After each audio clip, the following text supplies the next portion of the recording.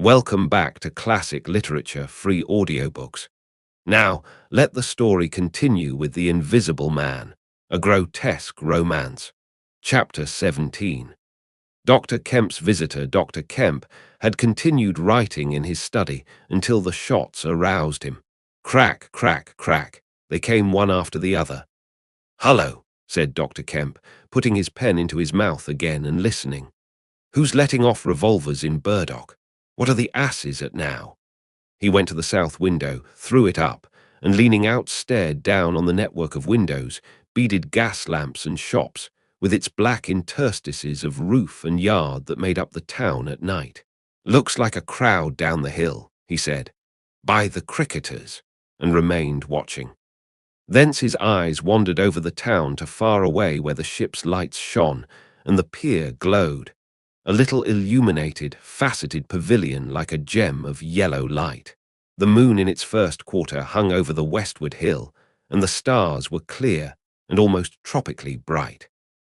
After 5 minutes, during which his mind had travelled into a remote speculation of social conditions of the future, and lost itself at last over the time dimension, Dr. Kemp roused himself with a sigh, pulled down the window again, and returned to his writing desk. It must have been about an hour after this that the front door bell rang. He had been writing slackly and with intervals of abstraction since the shots. He sat listening. He heard the servant answer the door and waited for her feet on the staircase, but she did not come. "Wonder what that was," said Dr. Kemp. He tried to resume his work, failed, got up, went downstairs from his study to the landing, rang, and called over the balustrade to the housemaid as she appeared in the hall below. "Was that a letter?" he asked. "Only a runaway ring, sir," she answered. "I'm restless tonight," he said to himself. He went back to his study and this time attacked his work resolutely. In a little while he was hard at work again, and the only sounds in the room were the ticking of the clock and the subdued shrillness of his quill. Hurrying in the very center of the circle of light, his lampshade threw on his table. It was 2 o'clock before Dr. Kemp had finished his work for the night. He rose, yawned, and went downstairs to bed. He had already removed his coat and vest when he noticed that he was thirsty. He took a candle and went down to the dining room in search of a siphon and whiskey. Dr. Kemp's scientific pursuits have made him a very observant man, and as he recrossed the hall, he noticed a dark spot on the linoleum near the mat at the foot of the stairs. He went on upstairs, and then it suddenly occurred to him to ask himself what the spot on the linoleum might be. Apparently some subconscious element was at work. At any rate, he turned with his burden, went back to the hall, put down the siphon and whiskey, and bending down, touched the spot. Without any great surprise, he found it had the stickiness and color of drying blood. He took up his burden again and returned upstairs, looking about him and trying to account for the blood spot. On the landing he saw something and stopped astonished. The door handle of his own room was blood-stained. He looked at his own hand. It was quite clean, and then he remembered that the door of his room had been open when he came down from his study, and that consequently he had not touched the handle at all. He went straight into his room, his face quite calm, perhaps a trifle more resolute than usual. His glance, wandering inquisitively, fell on the bed. On the counterpane was a mess of blood, and the sheet had been torn. He had not noticed this before, because he had walked straight to the dressing table. On the further side, the bedclothes were depressed, as if someone had been recently sitting there. Then he had an odd impression that he had heard a low voice say, "Good heavens, Kemp!" But Dr. Kemp was no believer in voices. He stood staring at the tumbled sheets. Was that really a voice? He looked about again, but noticed nothing further than the disordered and blood-stained bed. Then he distinctly heard a movement across the room, near the wash-hand stand. All men, however highly educated, retain some superstitious inklings. The feeling that is called eerie came upon him. He closed the door of the room, came forward to the dressing table, and put down his burdens. Suddenly, with a start, he perceived a coiled and blood-stained bandage of linen rag hanging in midair, between him and the wash-hand stand. He stared at this in amazement. It was an empty bandage, a bandage properly tied but quite empty. He would have advanced to grasp it, but a touch arrested him, and a voice speaking quite close to him. "Kemp," said the voice. Said Kemp with his mouth open. "Keep your nerve," said the voice. "I'm an invisible man." Kemp made no answer for a space, simply stared at the bandage. "Invisible man," he said. "I am an invisible man," repeated the voice. The story he had been active to ridicule only that morning rushed through Kemp's brain. He does not appear to have been either very much frightened or very greatly surprised at the moment. Realization came later. "I thought it was all a lie," he said. The thought uppermost in his mind was the reiterated arguments of the morning. "Have you a bandage on?" he asked. "Yes," said the invisible man. "Oh," said Kemp, and then roused himself. "I say," he said, "but this is nonsense. It's some trick."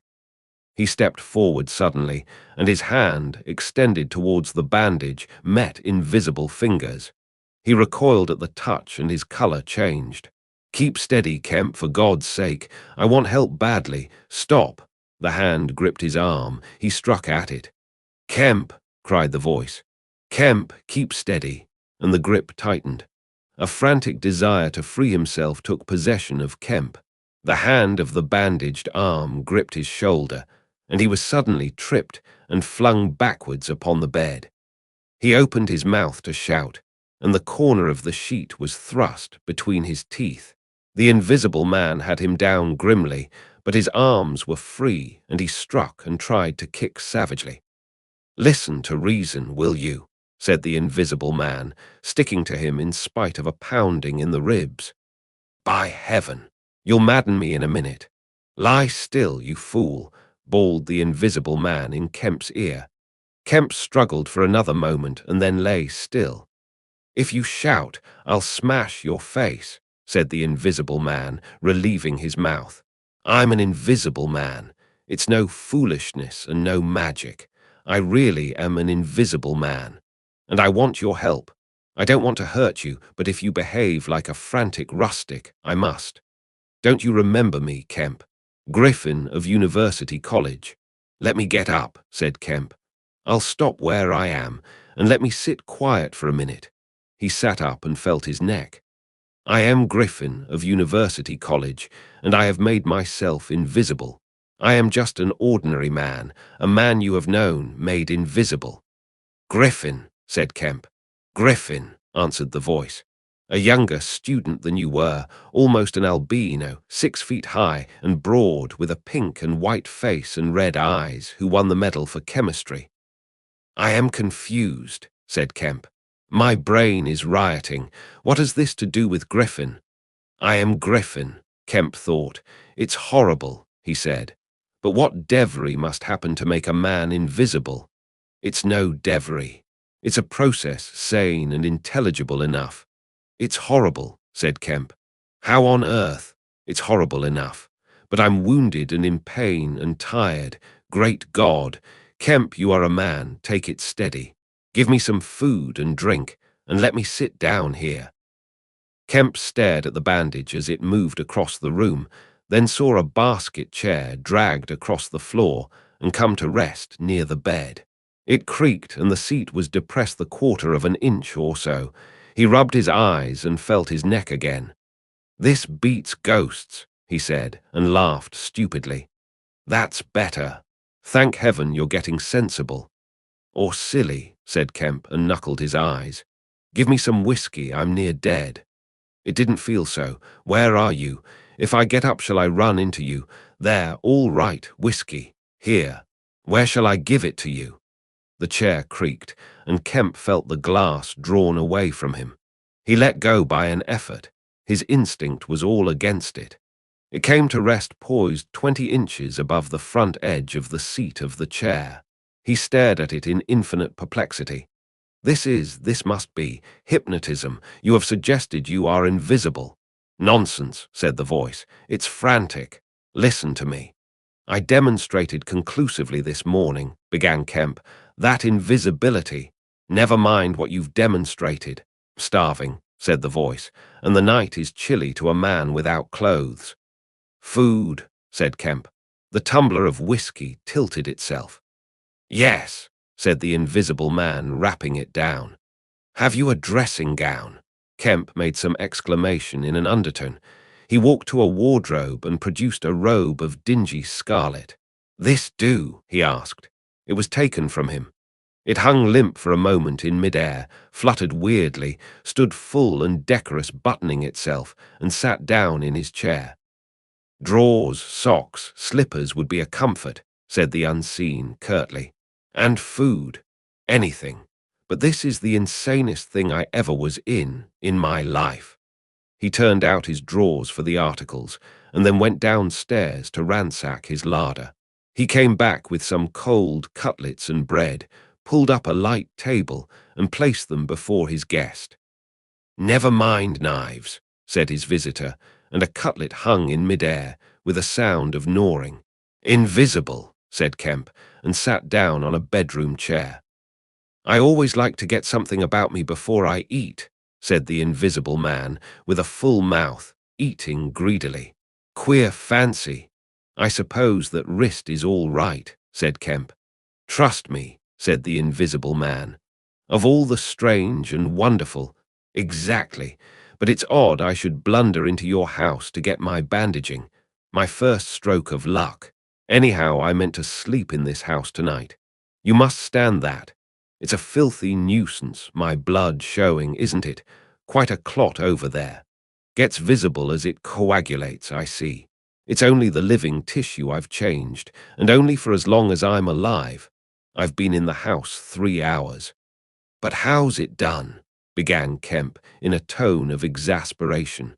"Confound it. The whole business. It's unreasonable from beginning to end." "Quite reasonable," said the invisible man. "Perfectly reasonable." He reached over and secured the whiskey bottle. Kemp stared at the devouring dressing gown. A ray of candlelight penetrating a torn patch in the right shoulder made a triangle of light under the left ribs. "What were the shots?" he asked. "How did the shooting begin?" "There was a real fool of a man, a sort of confederate of mine, curse him, who tried to steal my money. Has done so. Is he invisible too?" "No." "Well, can't I have some more to eat before I tell you all that? I'm hungry in pain. And you want me to tell stories?" Kemp got up. "You didn't do any shooting?" he asked. "Not me," said his visitor. "Some fool I'd never seen fired at random. A lot of them got scared. They all got scared at me. Curse them. I say, I want more to eat than this, Kemp." "I'll see what there is to eat downstairs," said Kemp. "Not much, I'm afraid." After he had done eating, and he made a heavy meal, the invisible man demanded a cigar. He bit the end savagely before Kemp could find a knife, and cursed when the outer leaf loosened. It was strange to see him smoking. His mouth and throat, pharynx and nares, became visible as a sort of whirling smoke cast. "This blessed gift of smoking," he said, and puffed vigorously. "I'm lucky to have fallen upon you, Kemp. You must help me. Fancy tumbling on you just now. I'm in a devilish scrape. I've been mad, I think.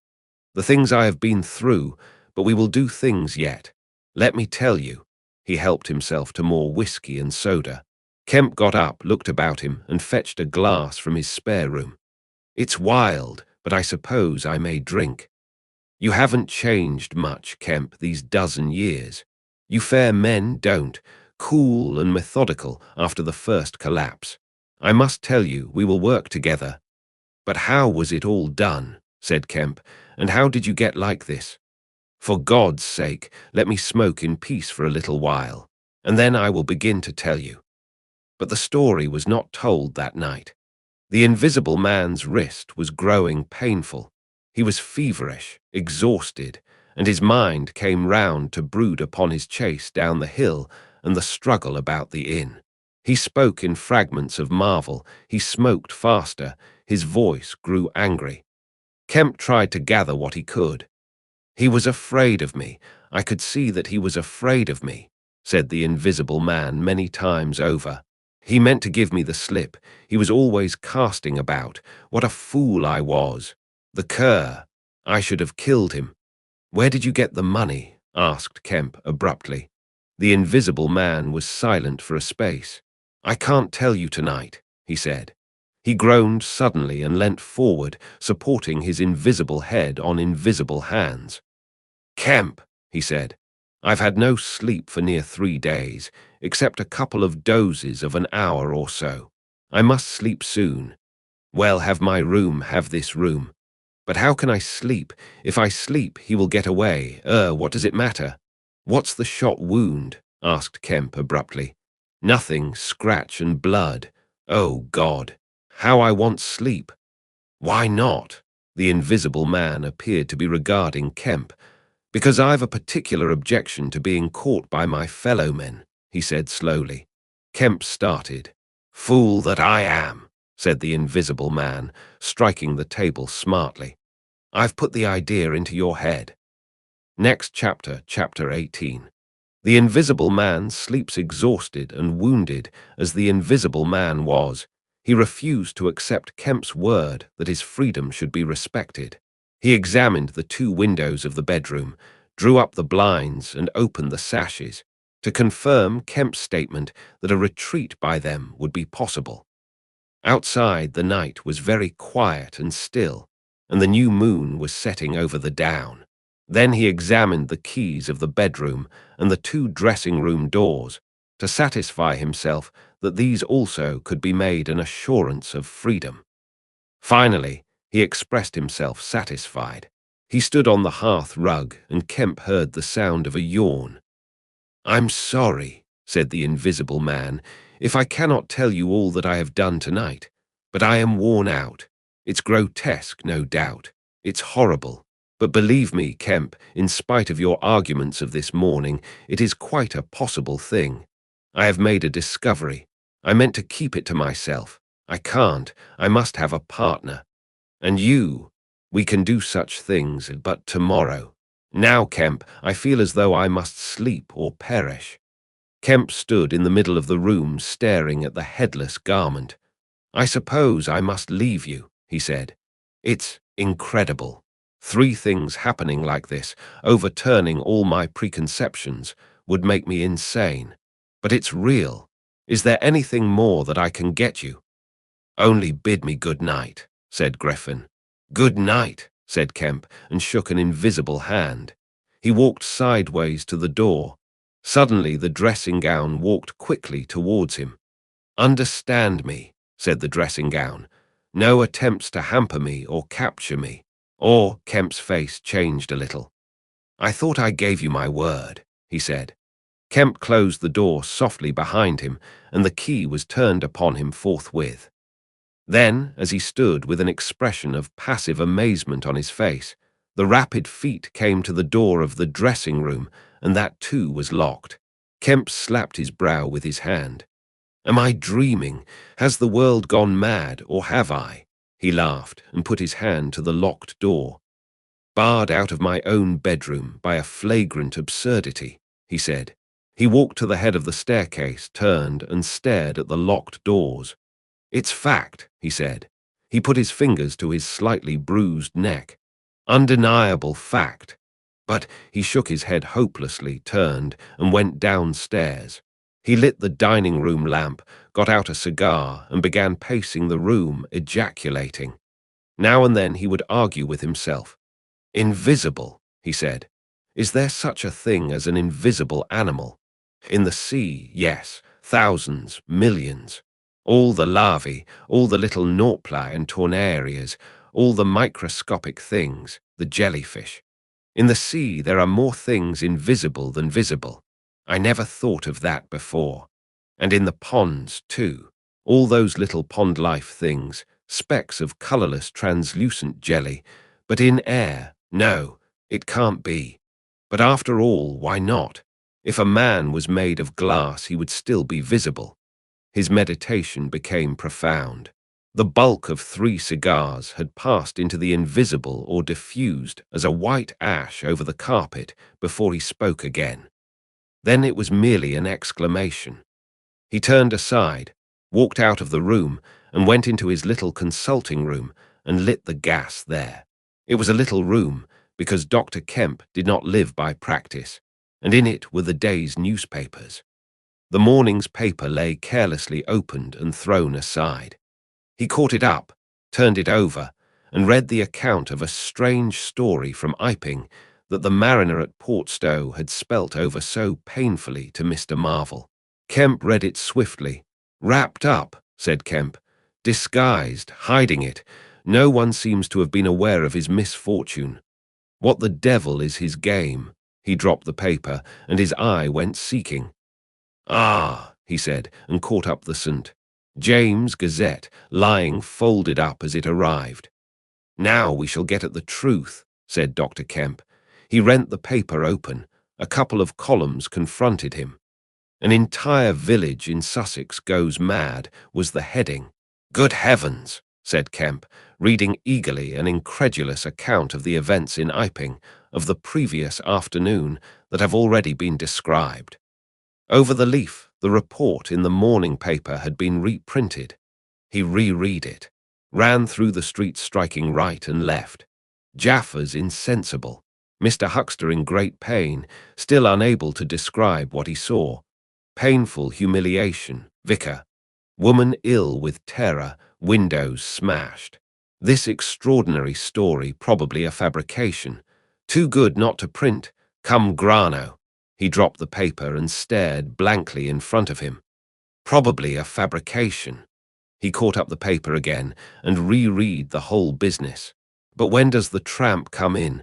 Why the deuce was he chasing a tramp? He sat down abruptly on the surgical bench. "He's not only invisible," he said, "but he's mad. Homicidal." When dawn came to mingle its pallor with the lamplight and cigar smoke of the dining room, Kemp was still pacing up and down, trying to grasp the incredible.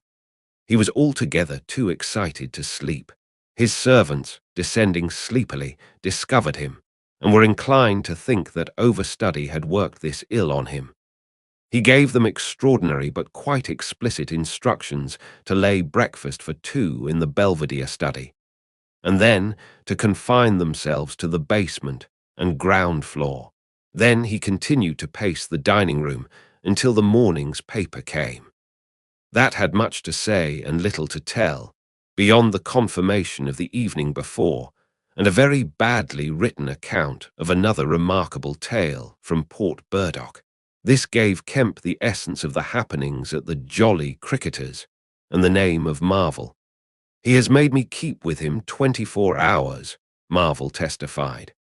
Certain minor facts were added to the Iping story, notably the cutting of the village telegraph wire.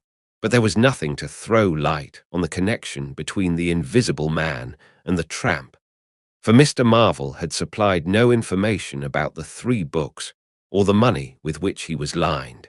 The incredulous tone had vanished, and a shoal of reporters and inquirers were already at work elaborating the matter. Kemp read every scrap of the report and sent his housemaid out to get every one of the morning papers she could. These also he devoured. "He is invisible," he said, "and it reads like rage growing to mania. The things he may do, the things he may do, and he's upstairs free as the air. What on earth ought I to do? For instance, would it be a breach of faith if— No." He went to a little untidy desk in the corner and began a note. He tore this up half-written and wrote another. He read it over and considered it. Then he took an envelope and addressed it to Colonel Adye, Port Burdock. The invisible man awoke even as Kemp was doing this. He awoke in an evil temper, and Kemp, alert for every sound, heard his pattering feet rush suddenly across the bedroom overhead. Then a chair was flung over and the wash-hand stand tumbler smashed. Kemp hurried upstairs and rapped eagerly. Next chapter, chapter 19. Certain first principles. What's the matter? Asked Kemp when the invisible man admitted him. Nothing, was the answer. But confound it, the smash. Fit of temper, said the invisible man. Forgot this arm and it's sore. You're rather liable to that sort of thing. I am. Kemp walked across the room and picked up the fragments of broken glass. All the facts are out about you, said Kemp, standing up with the glass in his hand. All that happened in Iping and down the hill. The world has become aware of its invisible citizen, but no one knows you are here. The invisible man swore. The secret's out. I gather it was a secret. I don't know what your plans are, but of course I'm anxious to help you. The invisible man sat down on the bed. There's breakfast upstairs, said Kemp, speaking as easily as possible, and he was delighted to find his strange guest rose willingly. Kemp led the way up the narrow staircase to the belvedere. Before we can do anything else, said Kemp, I must understand a little more about this invisibility of yours. He had sat down, after one nervous glance out of the window, with the air of a man who was talking to do. His doubts of the sanity of the entire business flashed and vanished again as he looked across to where Griffin sat at the breakfast table, a headless, handless dressing gown, wiping unseen lips on a miraculously held serviette. It's simple enough and credible enough, said Griffin, putting the serviette aside and leaning the invisible head on an invisible hand.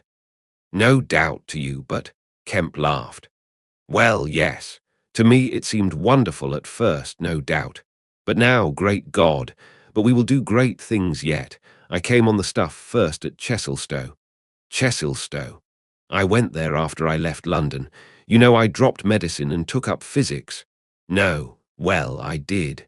Light fascinated me. Ah, optical density. The whole subject is a network of riddles, a network with solutions glimmering elusively through. And being but 22 and full of enthusiasm, I said, I will devote my life to this. This is worthwhile. You know what fools we are at 22. Fools then or fools now, said Kemp, as though knowing could be any satisfaction to a man. But I went to work like a slave, and I had hardly worked and thought about the matter 6 months before light came through one of the meshes suddenly, blindingly. I found a general principle of pigments and refraction, a formula, a geometrical expression involving 4 dimensions. Fools, common men, even common mathematicians, do not know anything of what some general expression may mean to the student of molecular physics. In the books that Tramp has hidden, there are marvels, miracles, but this was not a method. It was an idea that might lead to a method by which it would be possible, without changing any other property of matter, except, in some instances, colors, to lower the refractive index of a substance, solid or liquid, to that of air, so far as all practical purposes are concerned. Phew, said Kemp. That's odd, but still I don't see quite. I can understand that thereby you could spoil a valuable stone, but personal invisibility is a far cry. Precisely, said Griffin. But consider, visibility depends on the action of the visible bodies on light. Either a body absorbs light, or it reflects or refracts it, or does all these things. If it neither reflects nor refracts nor absorbs light, it cannot of itself be visible. You see an opaque red box, for instance, because the color absorbs some of the light and reflects the rest, all the red part of the light, to you. If it did not absorb any particular part of the light, but reflected it all, then it would be a shining white box. Silver. A diamond box would neither absorb much of the light, nor reflect much from the general surface. But just here and there, where the surfaces were favorable, the light would be reflected and refracted, so that you would get a brilliant appearance of flashing reflections and translucencies, a sort of skeleton of light. A glass box would not be so brilliant, nor so clearly visible as a diamond box, because there would be less refraction and reflection. See that? From certain points of view, you would see quite clearly through it. Some kinds of glass would be more visible than others. A box of flint glass would be brighter than a box of ordinary window glass. A box of very thin, common glass would be hard to see in a bad light, because it would absorb hardly any light and reflect very little. And if you put a sheet of common white glass in water, still more if you put it in some denser liquid than water, it would vanish almost altogether, because light passing from water to glass is only slightly refracted or reflected or indeed affected in any way. It is almost as invisible as a jet of coal gas or hydrogen is in air, and for precisely the same reason. Yes, said Kemp, that is pretty plain sailing. And here is another fact you will know to be true. If a sheet of glass is smashed, Kemp, and beaten into a powder, it becomes much more visible while it is in the air. It becomes at last an opaque white powder. This is because the powdering multiplies the surfaces of the glass at which refraction and reflection occur. In the sheet of glass, there are only two surfaces. In the powder, the light is reflected or refracted by each grain it passes through, and very little gets right through the powder. But if the white powdered glass is put into water, it forthwith vanishes. The powdered glass and water have much the same refractive index. That is, the light undergoes very little refraction or reflection in passing from one to the other. You make the glass invisible by putting it into a liquid of nearly the same refractive index. A transparent thing becomes invisible if it is put in any medium of almost the same refractive index. And if you will consider only a second, you will see also that the powder of glass might be made to vanish in air, if its refractive index could be made the same as that of air. For then there would be no refraction or reflection as the light passed from glass to air. Yes, yes, said Kemp, but a man's not powdered glass. No, said Griffin, he's more transparent. Nonsense. That from a doctor. How one forgets. Have you already forgotten your physics in 10 years? Just think of all the things that are transparent and seem not to be so. Paper, for instance, is made up of transparent fibers, and it is white and opaque only for the same reason that a powder of glass is white and opaque. Oil white paper. Fill up the interstices between the particles with oil, so that there is no longer refraction or reflection except at the surfaces, and it becomes as transparent as glass. And not only paper, but cotton fiber, linen fiber, wool fiber, woody fiber and bone, Kemp, flesh, Kemp, hair, Kemp, nails and nerves. Kemp, in fact the whole fabric of a man except the red of his blood and the black pigment of hair, are all made up of transparent, colourless tissue. So little suffices to make us visible one to the other. For the most part the fibres of a living creature are no more opaque than water. Great heavens! Cried Kemp. Of course, of course. I was thinking only last night of the sea larvae and all jellyfish. Now you have me, and all that I knew and had in mind a year after I left London, 6 years ago. But I kept it to myself. I had to do my work under frightful disadvantages. Oliver, my professor, was a scientific bounder, a journalist by instinct, a thief of ideas. He was always prying. And you know the knavish system of the scientific world. I simply would not publish and let him share my credit. I went on working. I got nearer and nearer making my formula into an experiment, a reality. I told no living soul, because I meant to flash my work upon the world with crushing effect and become famous at a blow. I took up the question of pigments to fill up certain gaps. And suddenly, not by design but by accident, I made a discovery in physiology. Yes, you know the red colouring matter of blood.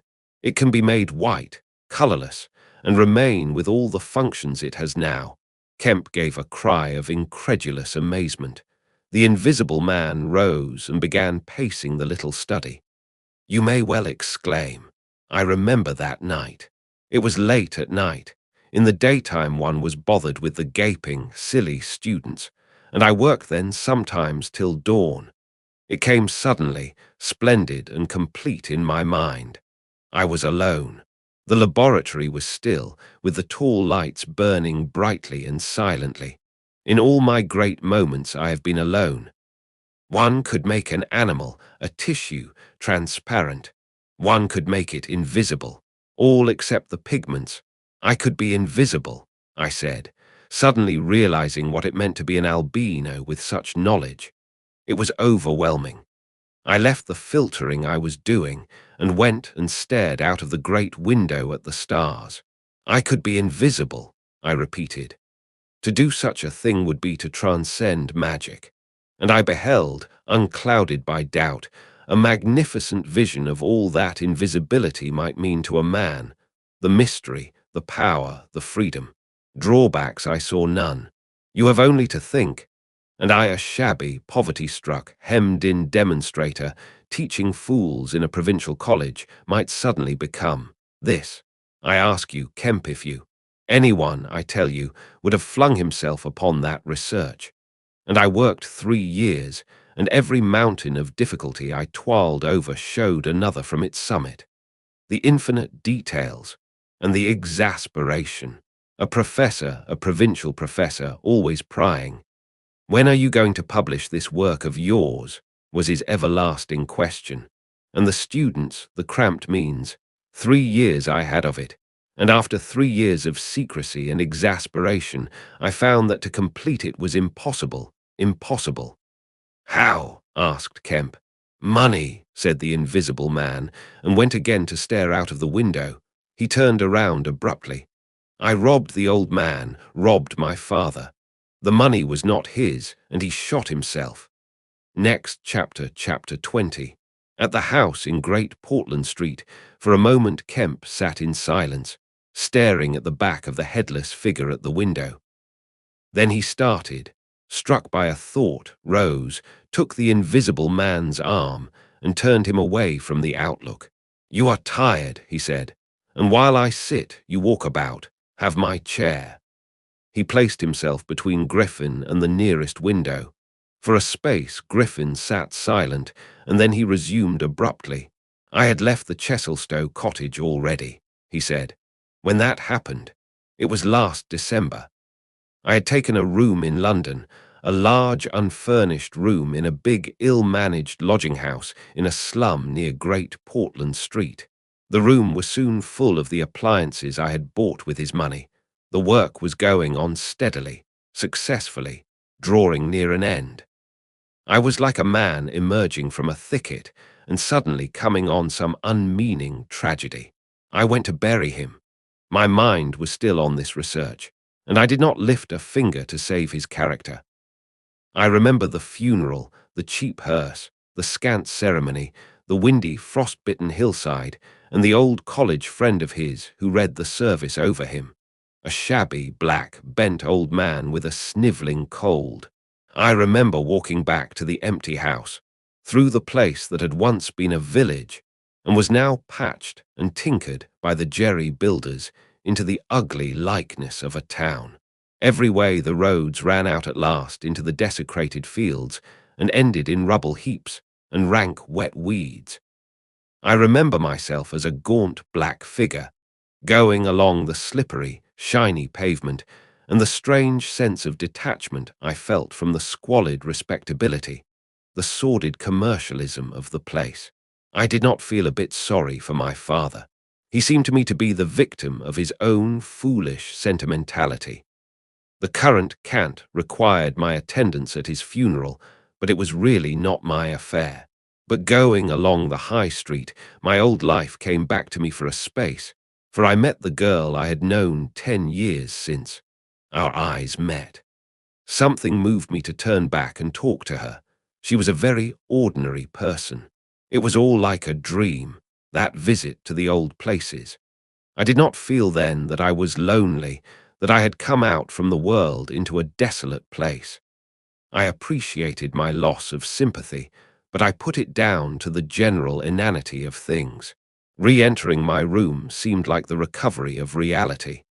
There were the things I knew and loved. There stood the apparatus, the experiments arranged and waiting. And now there was scarcely a difficulty left beyond the planning of details. I will tell you, Kemp, sooner or later, all the complicated processes. We need not go into that now. For the most part, saving certain gaps I chose to remember, they are written in cipher in those books that Tramp has hidden. We must hunt him down. We must get those books again. But the essential phase was to place the transparent object whose refractive index was to be lowered between two radiating centers of a sort of ethereal vibration, of which I will tell you more fully later. No, not those Roentgen vibrations. I don't know that these others of mine have been described. Yet they are obvious enough. I needed two little dynamos, and these I worked with a cheap gas engine. My first experiment was with a bit of white wool fabric. It was the strangest thing in the world to see it in the flicker of the flashes soft and white, and then to watch it fade like a wreath of smoke and vanish. I could scarcely believe I had done it. I put my hand into the emptiness, and there was the thing as solid as ever. I felt it awkwardly and threw it on the floor. I had a little trouble finding it again. And then came a curious experience. I heard a meow behind me, and turning, saw a lean white cat, very dirty, on the cistern cover outside the window. A thought came into my head.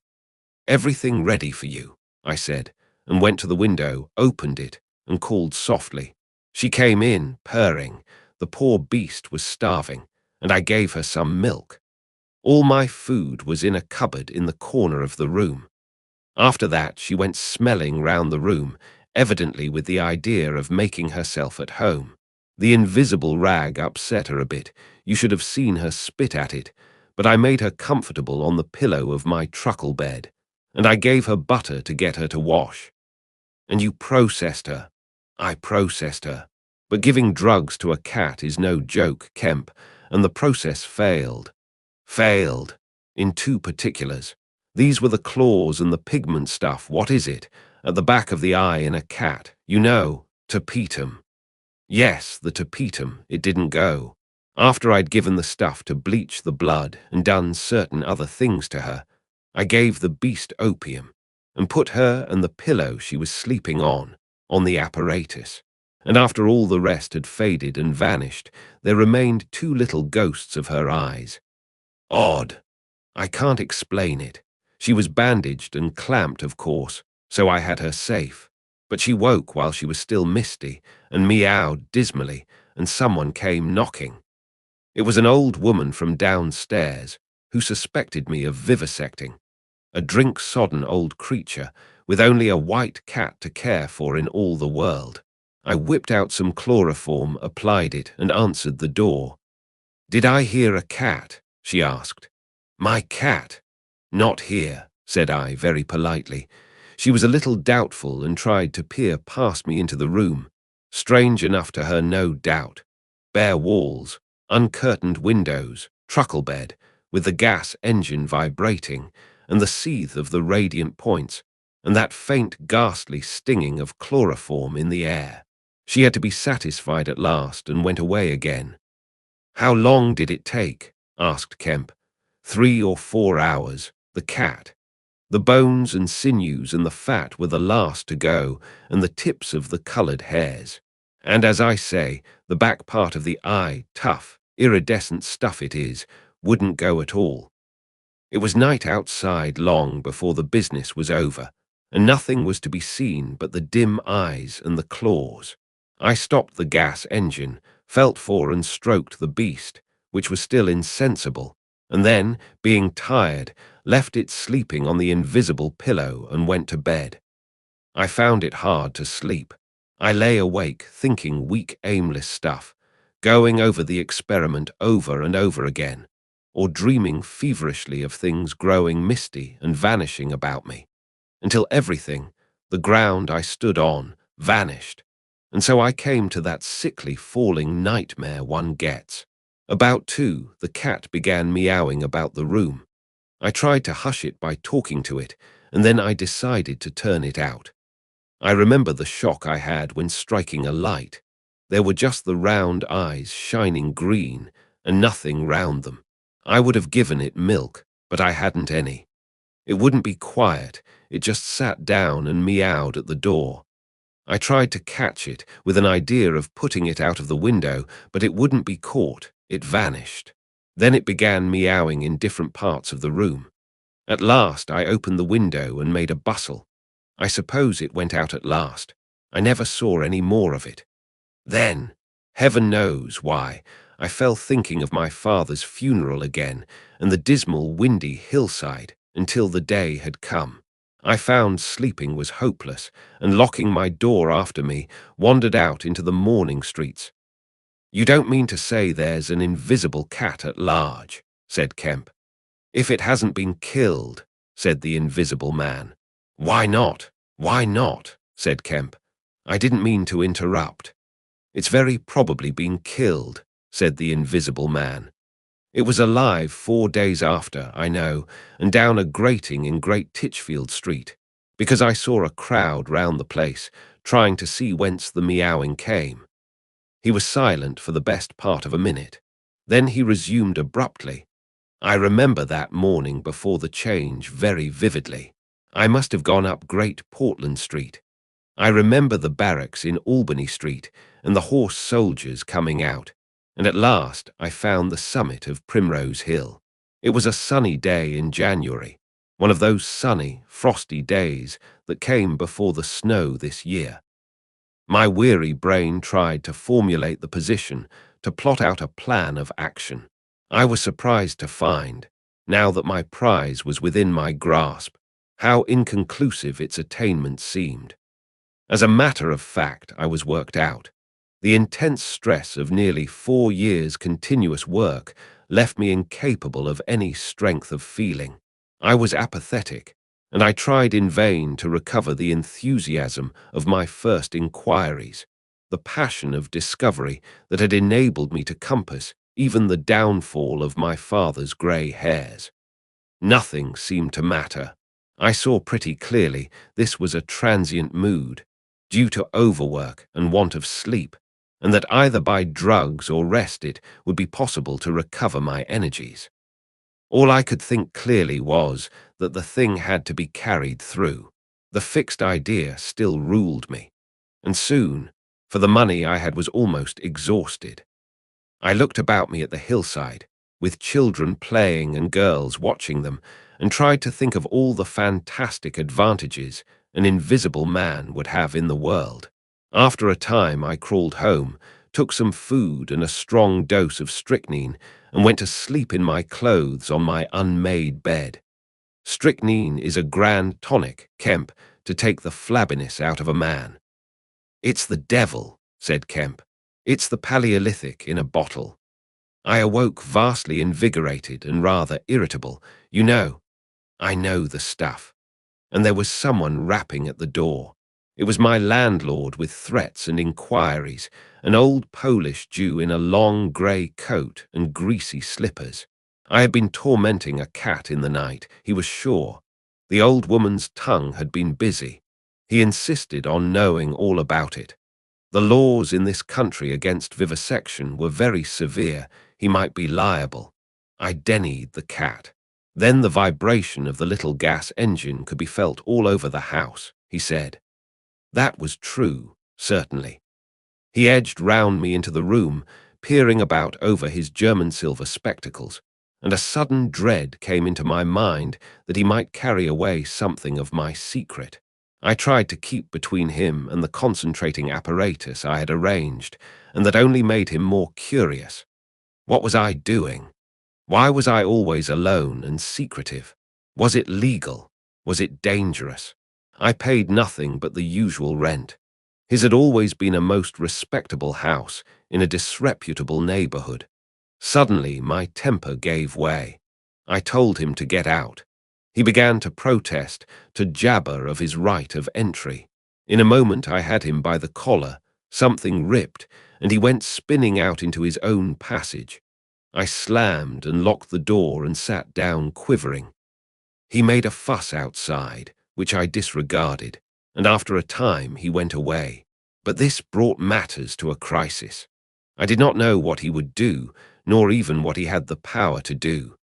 To move to fresh apartments would have meant delay. Altogether, I had barely £20 left in the world, for the most part in a bank, and I could not afford that. Vanish, it was irresistible. Then there would be an inquiry, the sacking of my room. At the thought of the possibility of my work being exposed or interrupted at its very climax, I became very angry and active. I hurried out with my 3 books of notes, my checkbook. The tramp has them now, and directed them from the nearest post office to a house of call for letters and parcels in Great Portland Street. I tried to go out noiselessly. Coming in, I found my landlord going quietly upstairs. He had heard the door close, I suppose. You would have laughed to see him jump aside on the landing as I came tearing after him. He glared at me as I went by him, and I made the house quiver with the slamming of my door. I heard him come shuffling up to my floor, hesitate, and go down. I set to work upon my preparations forthwith. It was all done that evening and night. While I was still sitting under the sickly, drowsy influence of the drugs that decolorize blood, there came a repeated knocking at the door. It ceased, footsteps went away and returned, and the knocking was resumed. There was an attempt to push something under the door, a blue paper.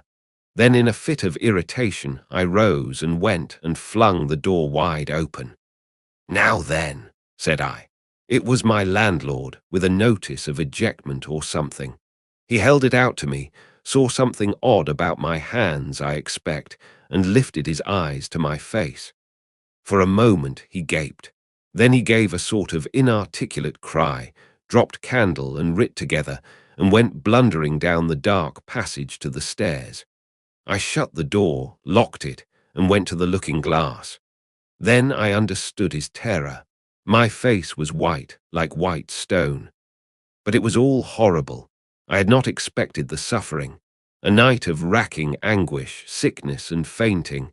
I set my teeth, though my skin was presently afire, all my body afire. But I lay there like grim death. I understood now how it was the cat had howled until I chloroformed it. Lucky it was I lived alone and untended in my room. There were times when I sobbed and groaned and talked, but I stuck to it. I became insensible and woke languid in the darkness. The pain had passed. I thought I was killing myself, and I did not care.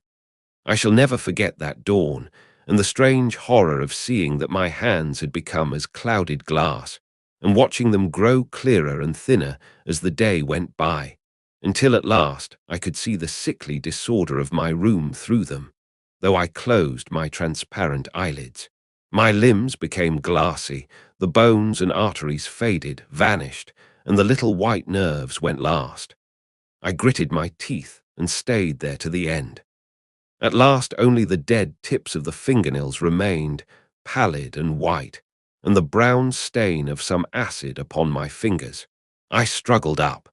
At first I was as incapable as a swathed infant, stepping with limbs I could not see.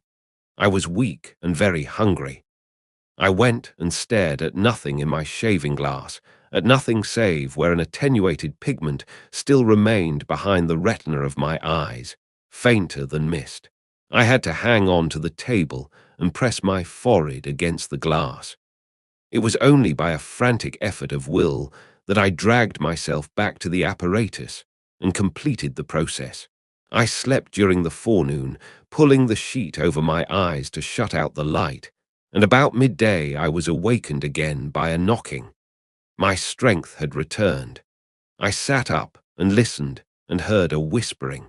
I sprang to my feet and as noiselessly as possible began to detach the connections of my apparatus and to distribute it about the room so as to destroy the suggestions of its arrangement. Presently the knocking was renewed and voices called, first my landlord's and then 2 others. To gain time, I answered them. The invisible rag and pillow came to hand, and I opened the window and pitched them out onto the cistern cover. As the window opened, a heavy crash came at the door. Someone had charged it with the idea of smashing the lock, but the stout bolts I had screwed up some days before stopped him. That startled me, made me angry. I began to tremble and do things hurriedly. I tossed together some loose paper, straw, packing paper, and so forth in the middle of the room and turned on the gas. Heavy blows began to rain upon the door.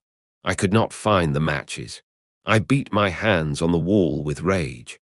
I turned down the gas again, stepped out of the window on the cistern cover, very softly lowered the sash, and sat down, secure and invisible, but quivering with anger, to watch events. They split a panel, I saw, and in another moment they had broken away the staples of the bolts and stood in the open doorway. It was the landlord and his two stepsons, sturdy young men of 3 or 4 and 20. Behind them fluttered the old hag of a woman from downstairs. You may imagine their astonishment to find the room empty. One of the younger men rushed to the window at once, flung it up, and stared out. His staring eyes and thick-lipped, bearded face came a foot from my face. I was half-minded to hit his silly countenance, but I arrested my doubled fist. He stared right through me. So did the others as they joined him. The old man went and peered under the bed, and then they all made a rush for the cupboard. They had to argue about it at length in Yiddish and Cockney English. They concluded I had not answered them, that their imagination had deceived them. A feeling of extraordinary elation took the place of my anger as I sat outside the window and watched these 4 people. For the old lady came in, glancing suspiciously about her like a cat, trying to understand the riddle of my behavior. The old man, so far as I could understand his patois, agreed with the old lady that I was a vivisectionist. The sons protested in garbled English that I was an electrician and appealed to the dynamos and radiators. They were all nervous about my arrival, although I found subsequently that they had bolted the front door. The old lady peered into the cupboard and under the bed, and one of the young men pushed up the register and stared up the chimney. One of my fellow lodgers, a costermonger who shared the opposite room with a butcher, appeared on the landing, and he was called in and told incoherent things. It occurred to me that the radiators, if they fell into the hands of some acute, well-educated person, would give me away too much, and watching my opportunity, I came into the room and tilted one of the little dynamos off its fellow on which it was standing, and smashed both apparatus.